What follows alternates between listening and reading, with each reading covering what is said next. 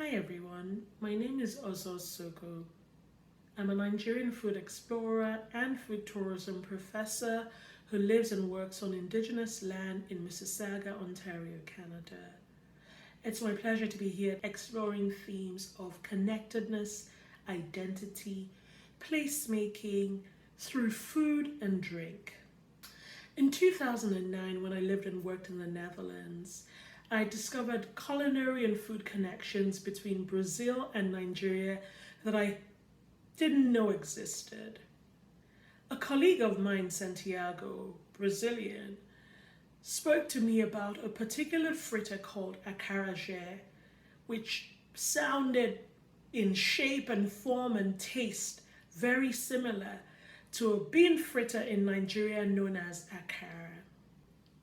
Through that, I began to research connectedness through ingredients, dishes, food memories between Nigeria and other countries across the world, where through the transatlantic slave trade, there were strong edible trails. From Brazil to the American South, countries of the Caribbean, the UK, and other parts of Europe.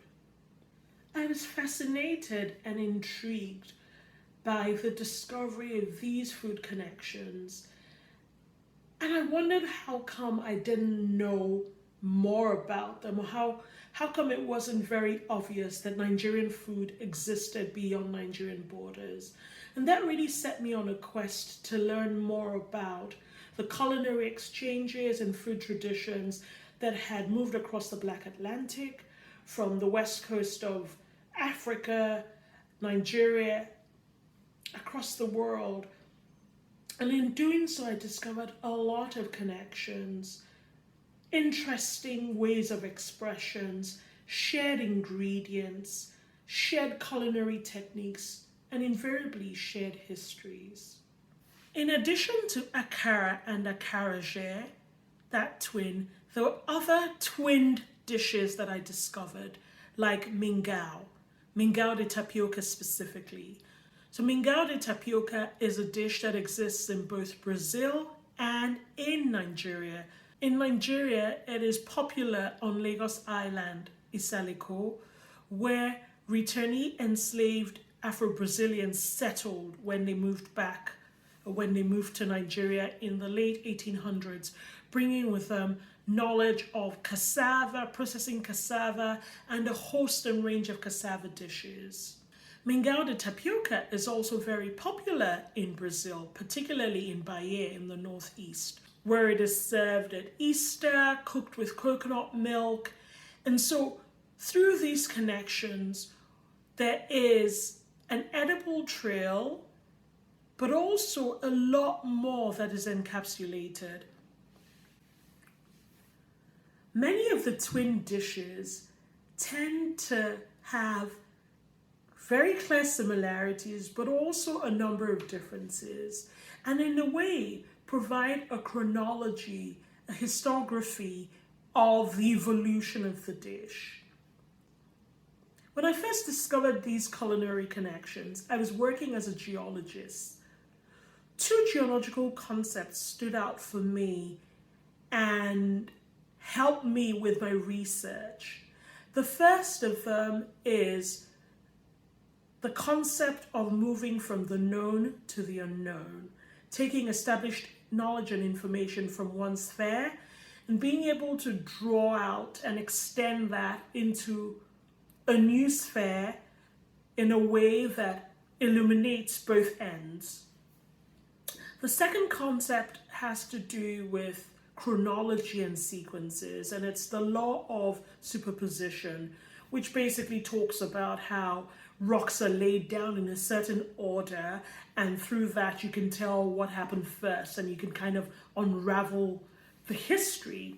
And those two concepts really helped me in understanding the connections, in understanding how culinary exchange and traditions got transferred, and also in shaping my memory of experiencing these things for the first time as an adult. They became really essential to my understanding of who I was as I navigated the world with this knowledge, moving from place to place and expanding my knowledge.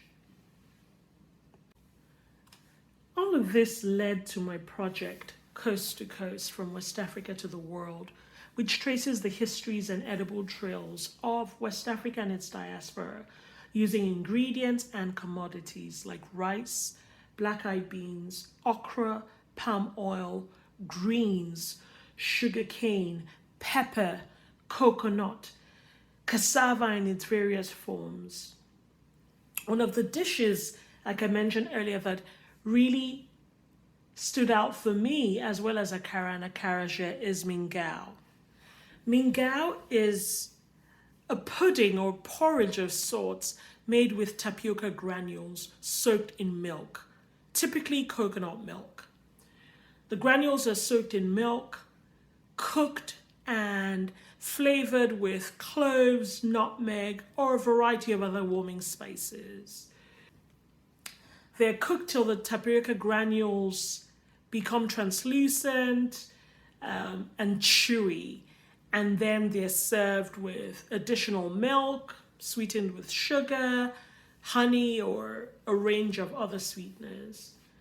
Mingao is very common at Easter on both Lagos Island and in Bahia. It's creamy, comforting, and speaks to me of these connections that bind us across space, time, experience, and memory. One of the key aims of my project is to create an archive of stories, histories, to celebrate people who have been instrumental in shaping our food culture and our heritage. Coast to Coast also explores memory as resistance, West African oral history, language, themes of double consciousness, capitalism, culinary colorism. It challenges myths and assumptions about the presence and contributions of West Africans to the world. Enslaved West Africans contributed a lot to the global success of many commodities across the world. Take rice, for instance.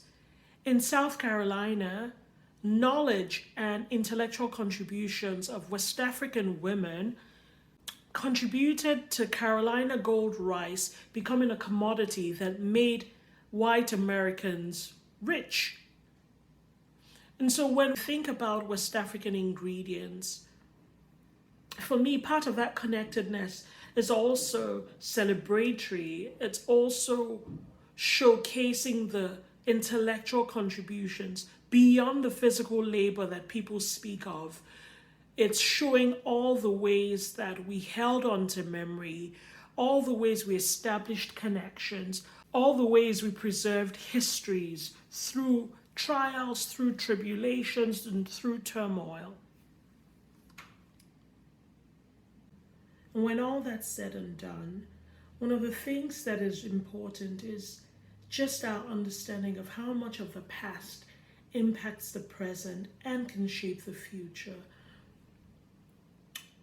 All of this knowledge is important when we think about decolonization and reclamation, how we take back that which was lost, how we fill the archives where there are gaps and where there's erasure and missing information, how we begin to rethread and reconnect with the disconnected pieces, and how we work that into a tapestry of shared knowledge and beauty and celebration of who we are, what we've been through, and just how powerful and delicious that can be. And so in thinking about reframing and in reclaiming, I'm thinking about the role of language, using language and lexicon as tools to establish connectedness, as tools to explore similarities and to piece together the fragments. I'm also thinking of how we must shed shame, we must shed the sense that we are not good enough, that our foods that have nourished, sustained, and strengthened us don't fit into some aesthetic code of judgment. We must find ways to celebrate the ingredients that fill our tables, that through time have strengthened us, but also have provided a wealth of resources for the world. We must find ways to protect the things that are essential and core to our well-being.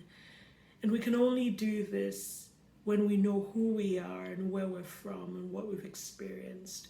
And in understanding who we are as individuals, what we have on our plates, we can then find ways of coming together to work together as a collective.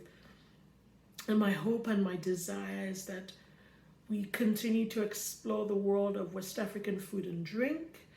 We collect and preserve these histories that we might expand scholarship and knowledge and grow together.